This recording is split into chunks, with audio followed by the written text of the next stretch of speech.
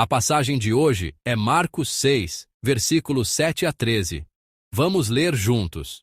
Chamou a si os 12, e começou a enviá-los de 2 a 2, e deu-lhes poder sobre os espíritos imundos, e ordenou-lhes que nada tomassem para o caminho, senão um bordão. Nem alforge, nem pão, nem dinheiro no cinto. Mas que calçassem sandálias e que não vestissem 2 túnicas. E dizia-lhes: Na casa em que entrardes, ficai nela até partirdes dali. E, quando alguns vos não receberem, nem vos ouvirem, saindo dali, sacudi o pó que estiver debaixo dos vossos pés, em testemunho contra eles. Em verdade vos digo que haverá mais tolerância no dia do juízo para Sodoma e Gomorra do que para os daquela cidade. E saindo eles, pregavam ao povo que se arrependesse, e expulsavam muitos demônios, e ungiam muitos enfermos com óleo, e os curavam. Amém.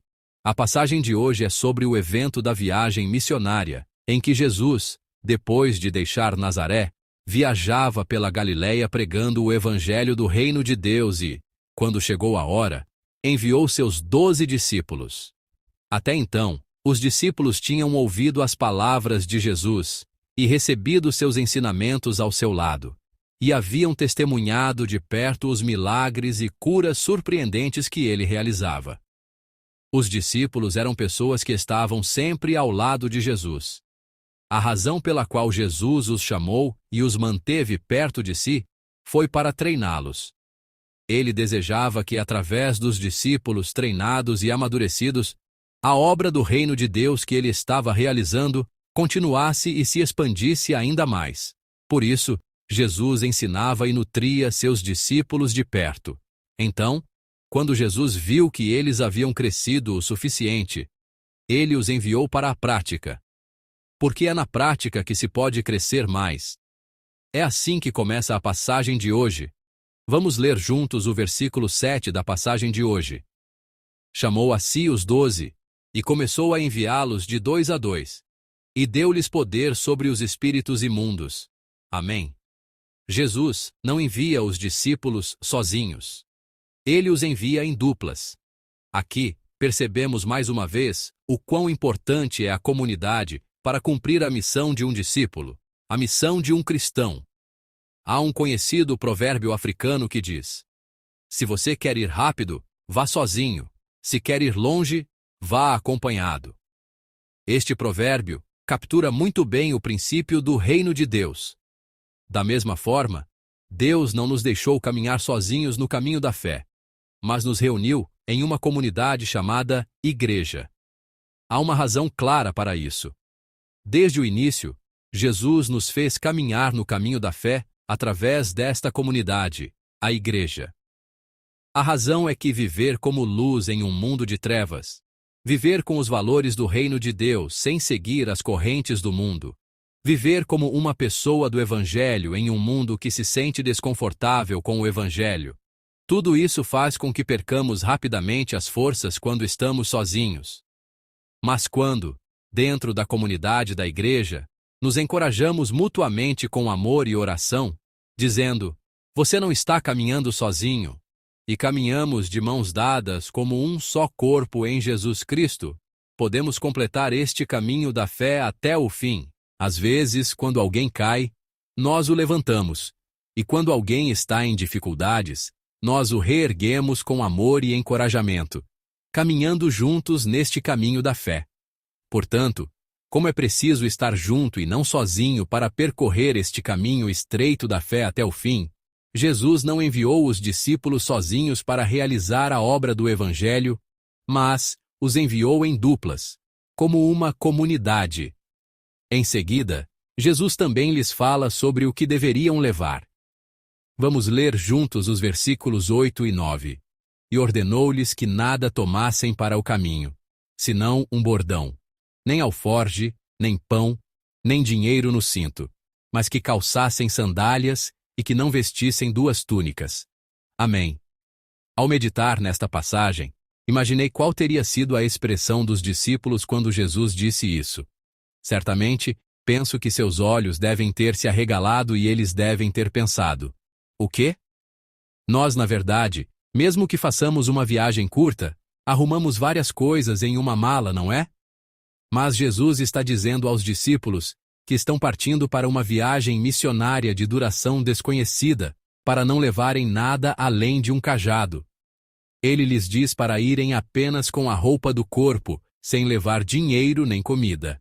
Através dessas palavras, que podem parecer bastante radicais, Jesus está treinando os discípulos a dependerem completamente da provisão e do cuidado de Deus. Para ser mais específico, Jesus está dizendo aos discípulos: a vida de vocês não pertence a vocês, mas a Deus.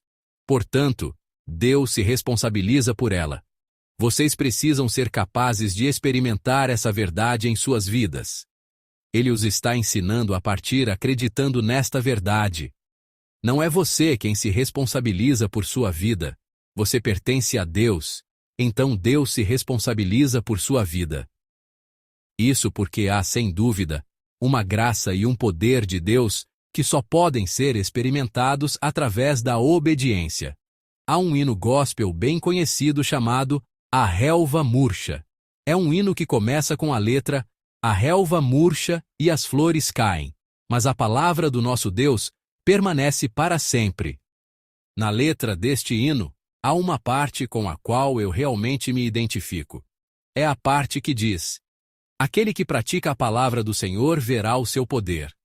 Em outras palavras, o poder de Deus só pode ser plenamente experimentado por aqueles que obedecem e agem de acordo com a sua palavra. Todos vocês, irmãos na fé, devem ter tido experiências assim. Embora meu coração e meus sentimentos hesitem e se preocupem, embora seja diferente da lógica do mundo, porque é a palavra de Deus, porque Deus disse assim.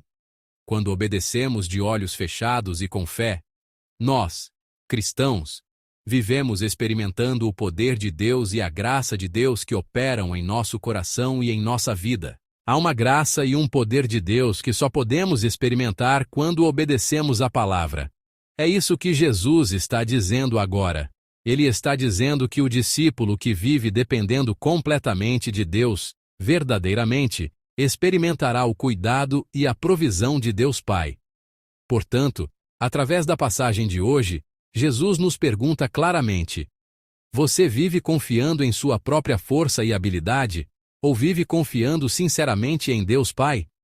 Você realmente acha que sua vida depende de quem ou do quê? Espero que todos nós possamos confessar com fé em resposta a esta pergunta de Jesus: Senhor, eu vivo confiando somente na tua graça. No versículo 11, Jesus nos ensina o que fazer quando somos rejeitados ao pregar o Evangelho. Vamos ler juntos o versículo 11. E, quando alguns vos não receberem, nem vos ouvirem, saindo dali, sacudi o pó que estiver debaixo dos vossos pés, em testemunho contra eles. Amém. Aqui, o significado da expressão sacudir o pó dos pés é: eu cumpri minha responsabilidade. Através desta palavra percebemos que a fé é um domínio que pertence inteiramente a Deus. Não importa o que digamos ou o que façamos, nunca poderemos criar a fé em alguém. Nós evangelizamos e pregamos o Evangelho, mas com nossas palavras e ações, nunca podemos criar a fé em alguém. A fé surge quando Deus, o Espírito Santo, usa nossas palavras e ações como ferramentas para operar na alma daquela pessoa. A fé é um dom de Deus. Por isso, através da passagem de hoje, Jesus está dizendo: ao evangelizar, faça a sua parte, e depois entregue o resto a Deus. É por isso que, quando evangelizamos, conhecemos o peso e o valor de uma alma.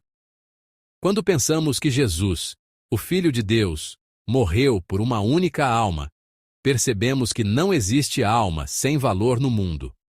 Uma alma é mais preciosa que o mundo inteiro. Todas as almas são tão preciosas quanto a vida de Jesus. É porque sabemos disso que evangelizamos, e ao evangelizar, devemos dar nosso coração, nossa sinceridade e o nosso melhor. No entanto, ao evangelizarmos assim, devemos ser capazes de entregar tudo a Deus, lembrando que, em última análise, tudo isso pertence ao domínio de Deus. Ao evangelizar, devemos confiar que todas as decisões e tudo depende de Deus. Às vezes, pode ser diferente dos meus pensamentos, dos meus planos e do meu tempo. Podemos pensar: se eu evangelizar assim, seria bom se Deus operasse desta forma quando eu falar sobre Jesus. Mas às vezes, Deus pode operar de maneira diferente de nossos pensamentos e cronogramas. Mas, mesmo nesses momentos, precisamos entregar a situação a Deus, pensando: a fé pertence ao domínio de Deus, a salvação pertence ao domínio de Deus, e dizendo: Deus, eu fiz a minha parte. Agora, por favor, opere. Eu entrego tudo a Ti. O que aconteceu quando os discípulos agiram juntos como uma comunidade, dependeram completamente de Deus e entregaram tudo a Ele? Vamos ler juntos os versículos 12 e 13. E saindo eles, pregavam ao povo que se arrependesse, e expulsavam muitos demônios, e ungiam muitos enfermos com óleo, e os curavam. Amém. Assim, através dos discípulos que agiram juntos, confiaram em Deus e entregaram tudo a Ele, a obra do reino de Deus aconteceu. Através dos discípulos, o poder e a graça de Deus fluíram. Através dos discípulos, a obra que Jesus havia feito continuou. Irmãos e irmãs, através da passagem de hoje, Deus nos dá um ensinamento importante sobre como podemos cumprir bem a vida de discípulo, a missão de discípulo, no lugar da vida que foi dado a cada um de nós. Sozinhos, não podemos completar este caminho da fé, esta missão de discípulo, este caminho estreito. É por isso que Jesus nos reuniu em uma preciosa comunidade de fé chamada Igreja. Que, nesta preciosa comunidade, que o Senhor nos permitiu, possamos olhar juntos para o nosso lar eterno. Lembrar que somos pessoas que vivem juntas como discípulos, que vivem como luz contra a corrente do mundo, e que possamos nos encorajar mutuamente com amor e oração, para cumprir bem a missão que o Senhor nos confiou. Eu os abençoo em nome do Senhor. E nós, como discípulos, devemos lembrar que nossa vida não depende de nós, mas de Deus. Devemos lembrar que nossa vida é propriedade de Deus. Em Jesus, nos tornamos o povo que é propriedade de Deus. Assim, Deus se responsabiliza pelo povo de Deus e cuida dele. Assim como Ele disse para não nos preocuparmos com o que vestir, beber ou comer, pois nosso Pai Celestial sabe do que precisamos. Deus se responsabiliza pelo seu povo. Se acreditarmos sinceramente nesta verdade, poderemos nos libertar de nossas posses. Que Deus nos conceda uma fé tão grande e preciosa que, como discípulos de Jesus, não nos apeguemos às coisas do mundo, às nossas posses, mas confiemos no cuidado e na provisão de Deus, abrindo nossas mãos cerradas para deixar fluir o que é nosso de acordo com a vontade do Senhor. Eu os abençoo em nome do Senhor. Finalmente, a fé pertence ao domínio de Deus. Que, com a liberdade e a ousadia que vem de confiar na obra de Deus e entregar tudo a Ele, possamos também hoje caminhar com o Senhor como pessoas do Evangelho, que pregam o Evangelho onde quer que estejamos. Eu os abençoo em nome do Senhor.